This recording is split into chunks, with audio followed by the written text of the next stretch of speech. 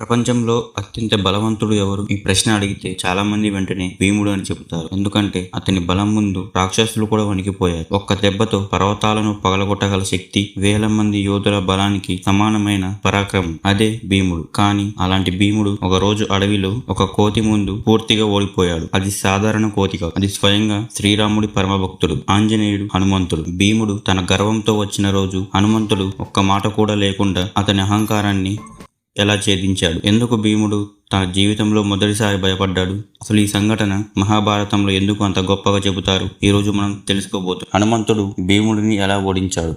మహాభారతంలో అత్యంత బాధాకరమైన కాలం పాండవుల అరణ్యవాసం. కౌరవులు చేసిన కుట్ర వల్ల ధర్మరాజు, యుధిష్ఠిరుడు పాచికలు ఓడిపోయారు. రాజ్యం పోయి గౌరవం పోయింది. చివరకు పాండవులు అడవులకు వెళ్లాల్సి వచ్చింది. అడవుల్లో జీవితం చాలా కష్టం. వర్షాలు, అడవి జంతువులు, ఆకలి అన్ని ఎదుర్కొన్నారు. కానీ అందరిలో భీముడు మాత్రం ఎప్పటిలాగే గర్వంతో ఉండేవాడు. ఎందుకంటే అతని తన బలంపై అపారమైన నమ్మకం. తానే ప్రపంచంలో అత్యంత బలవంతుడినని తాను భావించేవాడు. రాక్షసులను చంపాడు, బకాసురుడిని చంపాడు, రాజసంధుడిని కూడా నేల కూర్చాడు. అందుకే భీముడు మనసులో ఒక అహంకారం పెరిగింది. నన్ను ఓడించగలవాడు ఈ లోకంలో ఎవరూ లేరు. అదే సమయంలో దేవతలు ఒక విషయం గ్రహించారు. భీముడు బలం గొప్పది, కానీ గర్వం పెరిగితే అతని పతనం ఖాయం. అప్పుడు భీముడికి పాఠం చెప్పడానికి ముందుకు వచ్చినవాడు అతని అన్నయ్యే. హనుమంతుడు మరియు భీముడు ఇద్దరు వాయుదేవుని కుమారులు, అంటే వారు సహోదరులు. ఒకరోజు పాండవులు హిమాలయ ప్రాంతంలోని గంధవాదన పర్వతాల దగ్గర నివసిస్తున్నారు. ఆ ప్రాంతం ఎంతో అందంగా ఉంటుంది. దేవతలు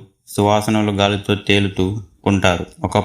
అప్పుడు ఒక్కసారిగా గాలిలో ఒక అద్భుతమైన పువ్వు వచ్చి ద్రౌపది దగ్గర పడింది. ఆ పువ్వు సాధారణం కాదు, అది సౌగంధిక పుష్పం. దాని సువాసన మయమరిపించేసింది. దాన్ని చూసిన ద్రౌపది ఆశ్చర్యపోయి ఆమె భీముడిని చూసి ఇలా అంది, భీమ, ఈ పువ్వు ఎంత అందంగా ఉందో చూడు. ఇలాంటివి ఇంకొన్ని నాకు తీసుకురావాలి. భీముడు వెంటనే నవ్వాడు. ఇంత చిన్న కోరిక, నేను వెంటనే తీసుకొస్తాను అనే గర్వంగా బయలుదేరాడు. ఇక్కడే కథలో అసలు మలుపు మొదలైంది. భీముడు అడవుల్లో ముందుకు సాగుతున్నాడు. అతను నడుస్తుంటే భూమి కంపిస్తుంది, చెట్లు విరిగిపోతున్నాయి, జంతువులు భయంతో పారిపోతున్నాయి. అతని గర్వం ఎంత ఎక్కువగా ఉందంటే అతను ప్రకృతిని సవాలు చేసినట్లుండేది. నా బలం ముందు ఎవరు నిలబడగలరు అనే భావనతో ముందుకు వెళ్తున్నారు. కానీ అతనికి తెలియదు ఆ రోజు అతని జీవితాన్ని మార్చబోయే సంఘటన ఎదురు చూస్తుందని. మార్గం మధ్యలో భీముడు ఒక విచిత్రమైన దృశ్యం చూశాడు. రోడ్డు మధ్యలో ఒక వృద్ధ కోతి పడుకొని ఉంది. చాలా బలహీనంగా కనిపిస్తుంది. దాని తోక మాత్రం మొత్తం దారిని అడ్డుకుంది. భీముడు కోపంగా అరిచాడు, ఓ కోతి, దారి ఇవ్వు. ఆ కోతి నెమ్మదిగా కళ్ళు తెరిచి, నాయనా, నేను చాలా వృద్ధుడిని, నాకు శక్తి లేదు. నీవే నా తోకను పక్కకు జరిపి వెళ్ళిపో అని మృదువుగా చెప్పింది.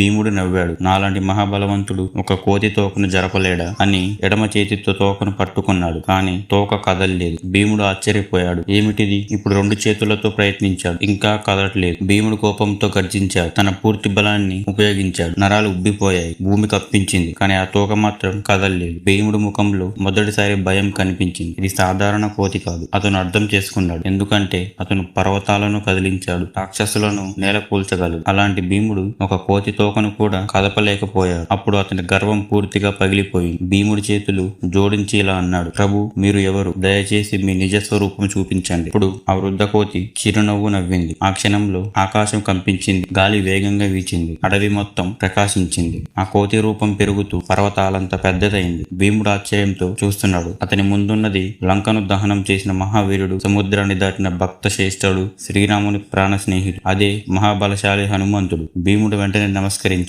అన్నయ్య అని కళ్ళల్లో నీళ్లతో నింపాడు. ఎందుకంటే ఇద్దరు వాయుదేవుని కుమారు. హనుమంతుడు చెప్పిన గొప్ప పాఠం. హనుమంతుడు భీముడిని ప్రేమగా చూసి ఇలా అన్నాడు, భీమ, బలం ఉన్నవాడికి వినయం లేకపోతే ఆ బలం అతని నాశనానికి కారణం. నువ్వు గొప్ప యోధుడివి, కానీ గర్వం పెరిగింది. గుర్తుపెట్టుకు, ఈ ప్రపంచంలో ఎప్పుడు నీకంటే గొప్పవారు ఉంటారు. భీముడు తలవంచుకున్నాడు. అతనికి తన తప్పు అర్థమైంది. అప్పుడు హనుమంతుడు మరో గొప్ప రహస్యాన్ని చెప్పాడు. భీముడు హనుమంతుడిని అడిగాడు, అన్నయ్య, మీరు సముద్రాన్ని దాటినప్పుడు ఎంత గొప్పగా ఉన్నారో చెప్పండి. అప్పుడు హనుమంతుడు తన విశ్వరూపాన్ని కొద్దిగా చూపించాడు. భీముడు ఆ రూపాన్ని పూర్తిగా చూడలేకపోయాడు. అతని కళ్ళే మూసుకుపోయాయి. హనుమంతుడు అన్నాడు, రామాయణ కాలంలో నా శక్తి వేరు, అది శ్రీరాముని కృప. అక్కడ మహాభారతం ఒక గొప్ప సందేశం ఇస్తుంది. దేవానుగ్రహం లేకుండా ఎవరి శక్తికి విలువ లేదు. భీముడు వినయంతో నిలబడటం చూసి హనుమంతుడు సంతోషించాడు. అప్పుడు ఇలా అన్నాడు, భీమ, భవిష్యత్తులో కురుక్షేత్ర యుద్ధం జరుగుతుంది. ఆ యుద్ధంలో నేను మీకు సహాయం చేస్తాను. అందుకే అర్జునుడి రథంపై ఉన్న జెండాలో హనుమంతుడు కనిపిస్తాడు. ఆ జెండాను కపిధ్వజం అంటారు. హనుమంతుడు గర్జన వల్ల వల్ల కౌరవ సైన్యం భయపడింది. అది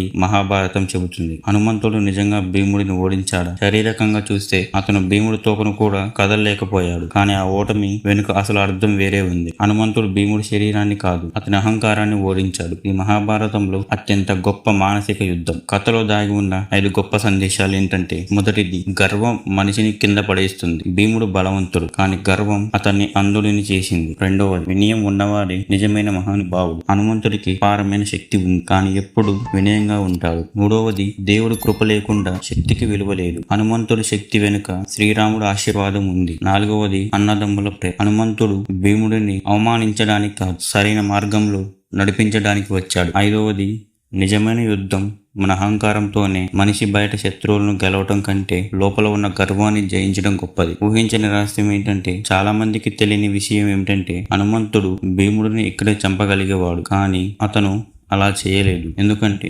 భీముడు భవిష్యత్తులో ధర్మయుద్ధానికే అవసరం. అలాగే కలియుగంలో కూడా హనుమంతుడు జీవించి ఉన్నాడని పురాణాలు చెబుతుంది. అంటే ఈ కథ కేవలం గతం కాదు, ప్రతి మనిషి జీవితాన్ని వర్తించే సత్యం. ఆ రోజు అడవిలో భీముడు ఓడిపోయాడు, కానీ అదే సమయంలో అతను గొప్పవాడయ్యాడు. ఎందుకంటే ఆ రోజు అతను తెలుసుకున్నాడు, బలం కన్నా వినయం గొప్పది. ఒక కోతి రూపంలో వచ్చిన హనుమంతుడు ఒక మహాయోధుడిని జీవితాన్నే మార్చేశాడు. ఇప్పుడు మీరు చెప్పండి, భీముడిని నిజంగా ఓడించింది హనుమంతుడి బలమా లేక అతని జ్ఞానమా? ఈ మహాభారత రహస్యం గురించి మీ అభిప్రాయం కామెంట్ చేయండి. ఇలాంటి భారతీయ ఇతిహాసాల గొప్ప రహస్యాలు తెలుసుకోవాలంటే ఇప్పుడే ఛానల్ ని సబ్స్క్రైబ్ చేయండి. జై శ్రీరామ్, జై హనుమాన్.